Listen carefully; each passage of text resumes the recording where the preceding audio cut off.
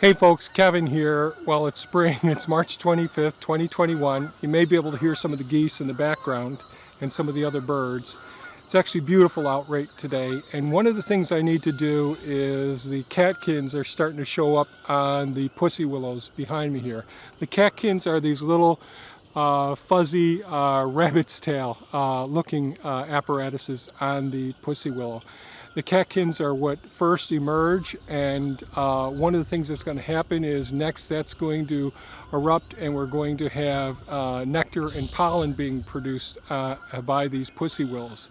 So this is a very early season nectar and pollen producer for all of the beneficial insects, including our honeybees. So the honey hut's right over there, so we have this pussy willow here, and it would be just laden with honeybees and other nectar and pollen seeking insects as well. And a red-winged blackbird up there talking with me. So one of the things I'm going to do is gather up quite a few of these. I'm going to be pruning this tree back, this bush back pretty heavily, and I'm going to do some hardwood cuttings from the first year's growth. I'll actually try some second year's growth. So the willows, the Salix family, they actually have quite a bit of ability naturally to produce their own rooting hormones, the auxins, and they'll go ahead and just by putting them in water inside of your house will start to produce roots. You'll see the pollen and nectar coming out first, so that's why I don't do it in the house. I keep it outside so the bees can get to it, the other beneficial insects.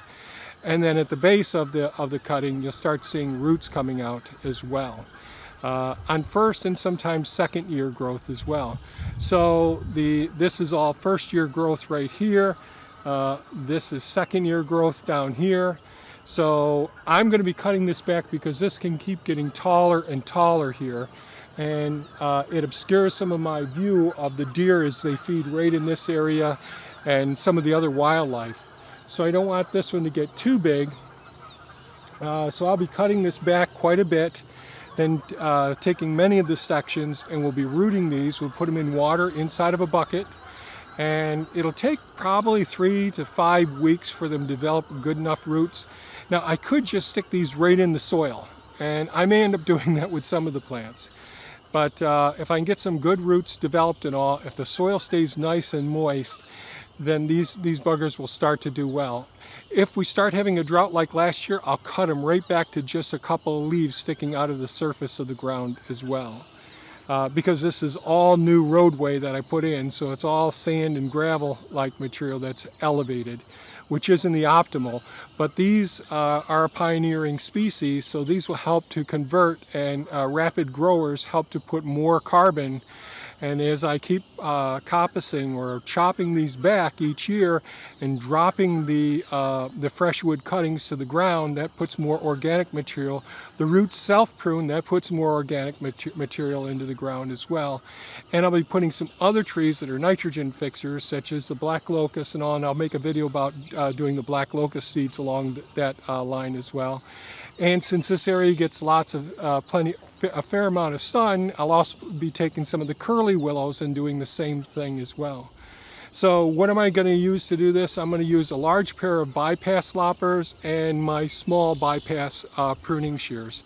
It's really important not to use the anvil type ones. And the anvil ones are more for the real, I'd call it dead wood basically. But when you want things, your pruning shears or loppers, you want them to be clean and sharp to make the job good and quick, and to have good, sharp, good, clean edges for the roots to start to develop as well. Try not to damage them very much. So that's what I'm going to get started now. I'll put them in a bucket. Here we go.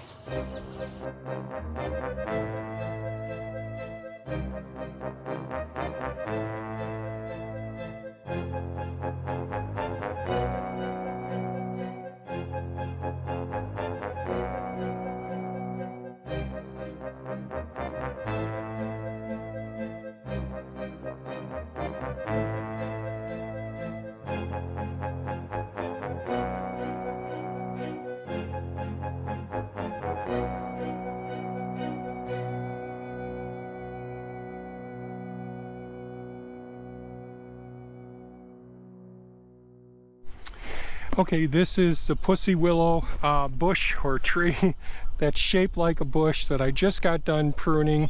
You can see the relative about 6 to 8, sometimes 12 inches, trying to create another layer of outbranching. The ones that are difficult to get at, there will be some that I'll end up completely coming back with the saw and cutting off. So this one right here is dead, so I'll end up cutting this off on an angle right here. This is dead. This one here I'll end up cutting off. This isn't completely dead, but I just want to have as few deadhead spots as possible, and all. And when I prune these, I try to find the direction that I want this limb to go. So this one's going to come up over here.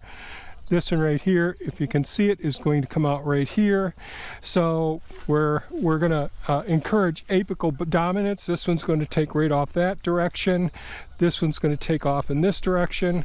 So we're going to create this this bush-like form that's going to allow for birds to be able to nest in here, have some cover.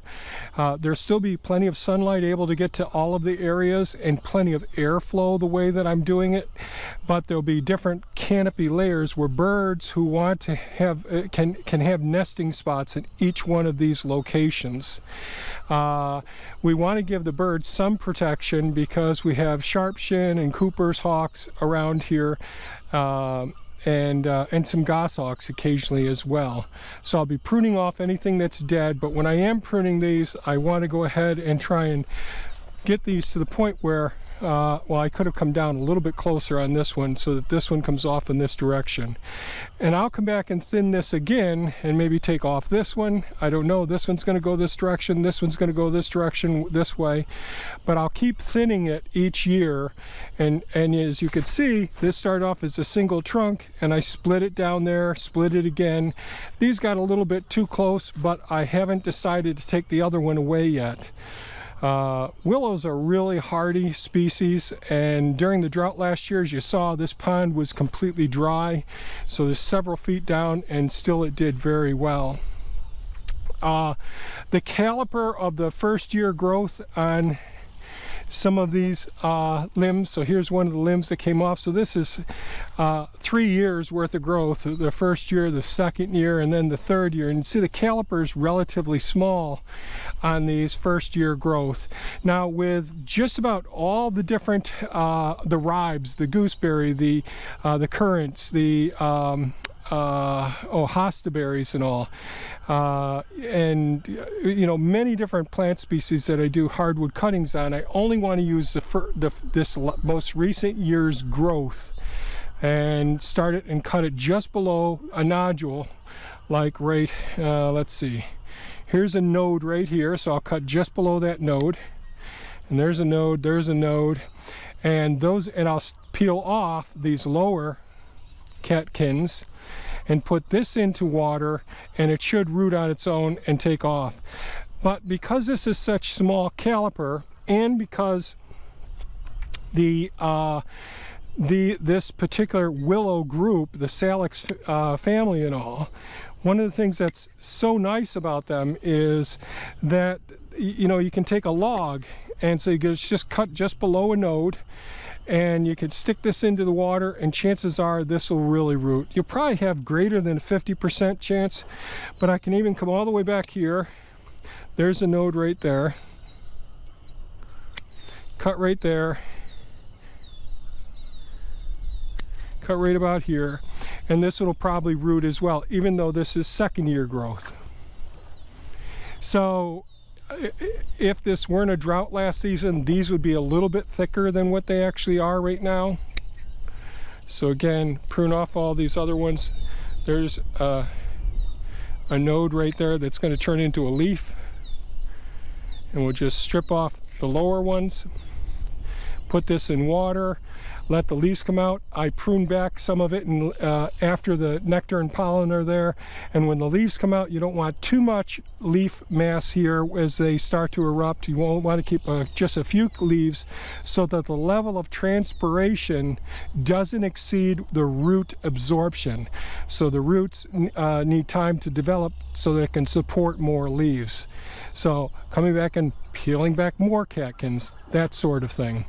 But I like leaving the catkins on until it's time, and you can always top it if you want to, and that's pretty good. So again, there's a node right there. Peel this off, try to reduce some of the excess demand on the root structure as it starts. And I'll do just a couple more here. Go back to where this is. And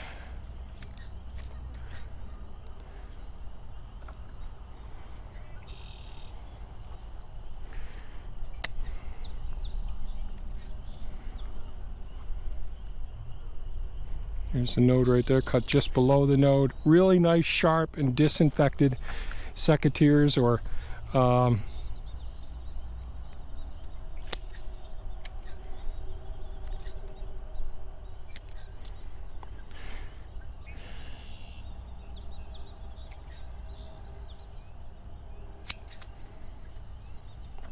bypass pruners. Okay, well, I just got done pruning. Hopefully that everything showed up when I put the helmet cam on and all. I think because of the drought that we had this last year, this is the length from here to here is last season's growth.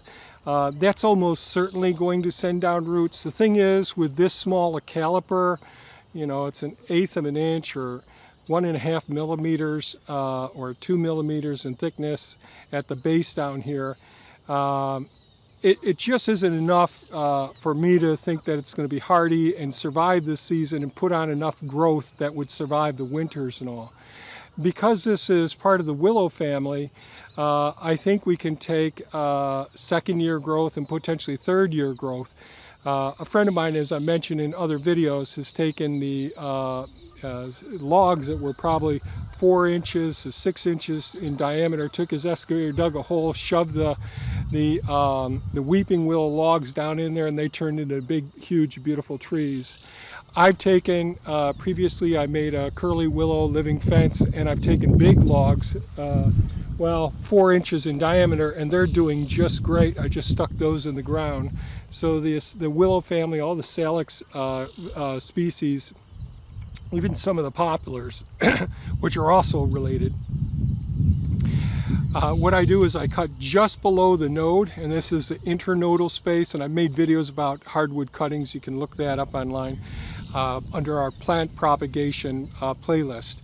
But I cut just below the node, and that's where it's going to be sending out roots. And I trim off the extra. The other thing I would say is you don't want to have too many leaves on these plants, these hardwood cuttings, until the root mass is large enough to be able to support the leaves, because the leaves are going to, while they're doing photosynthesis, taking carbon dioxide out of the air and water from the roots, there's going to be transpiration as well, where they're taking water and in a sense evaporating that water from the surface of the leaf. So you need to have adequate water capturing ability from adequate roots being developed on each one of these hardwood cuttings. But if the soil is really moist, probably just about any caliper size willow will take effect. So I think that's about it. I've still got some heavy duty pruning there and a lot more of these to get prepped and all. And I'll let you know in a future video just how well some of these all turn out. Thanks so much for watching, folks. If you have any comments or questions, please leave them below. If you found the video of value, give us a thumbs up. We really appreciate it. It helps people get more exposure to this channel. And if you feel like it, you can share the video as well on your other social media. Thanks so much for watching. Have a super fantastic day, folks, and enjoy the beautiful spring. Bye-bye now.